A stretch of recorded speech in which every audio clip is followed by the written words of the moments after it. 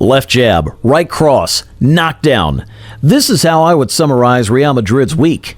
After the heavy loss against Barcelona FC, Real Madrid suffered another loss during the Ballon d'Or ceremony. Real Madrid fans were disappointed, demanding more of the current La Liga and Champions League champions. So, what is next for Real Madrid this season? The arrival of Mbappe in the team has not made things easier for Ancelotti and the team as a whole. Although Mbappe arrived slightly unfit, the biggest challenge for Ancelotti has been to fit him into a team that was already winning. With no clear formation or strategy, players who excelled last season are now struggling week in and week out. Rodrigo and Bellingham have been the most affected by the addition of Mbappe. Ancelotti tried to play with three forwards to include Rodrigo in the starting 11, but this created a significant imbalance in the midfield.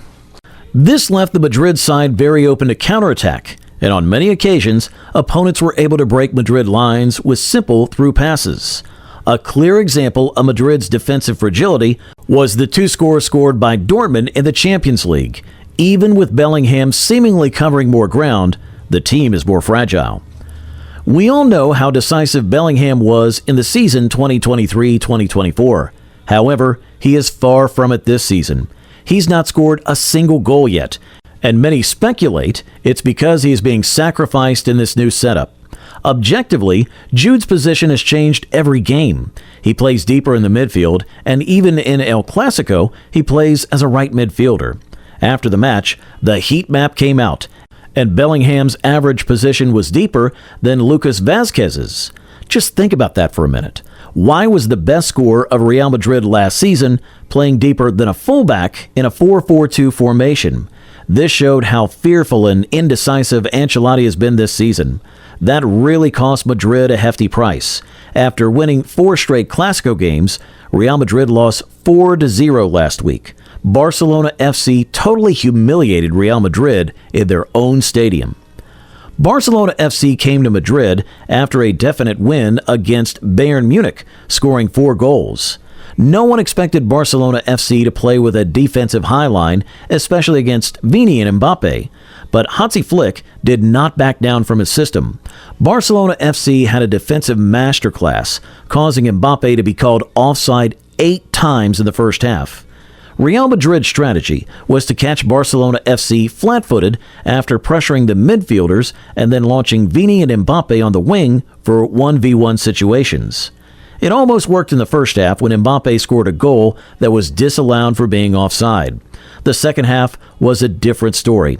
Real Madrid started to feel tired after the 60th minute. Then came 2 mistakes by Real Madrid's defense that created 2 goal opportunities for Lewandowski. Spoiler alert, he did not miss, and put Barcelona FC ahead 2-0 in less than 10 minutes. Ancelotti tried to sub in more offensive players like Modric and Diaz to tie the game. Offensively, it was a good idea because Mbappe had few 1v1 opportunities against Iñaki Peña, who was a nightmare for Kylian throughout the entire game. Ancelotti unbalanced the defense to score some goals, and Barcelona did not back down and scored 2 more goals. The first Clasico of 2024-2025 ended up with Real Madrid losing 4-0 at home. Congratulations to Flick for this fantastic strategy and the mental he set up. When the Madrid fans were recovering from the loss, another failure happened in France in the following days. Vini, who was expected to win the Ballon d'Or, got snubbed at the last minute. Many speculations allege that the war between the UEFA and Perez affected the Ballon d'Or. The outrage was insane. We have never seen so many players standing against what they believed to be an injustice. Perez and the Real Madrid players decided not to fly to the ceremony. For them, they were being disrespected, and the UEFA wanted to see them lose in 4K. The team is now at a critical point when the wrong decisions could create an internal crisis. Today, all eyes are on Ancelotti, who has been weak in his decision. Vini and Mbappe are starting to play better.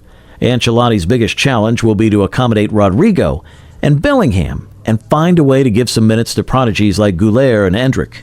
Being 6 points behind Barcelona FC, Ancelotti and his men must create regularity in the league ASAP to catch up to their rivals.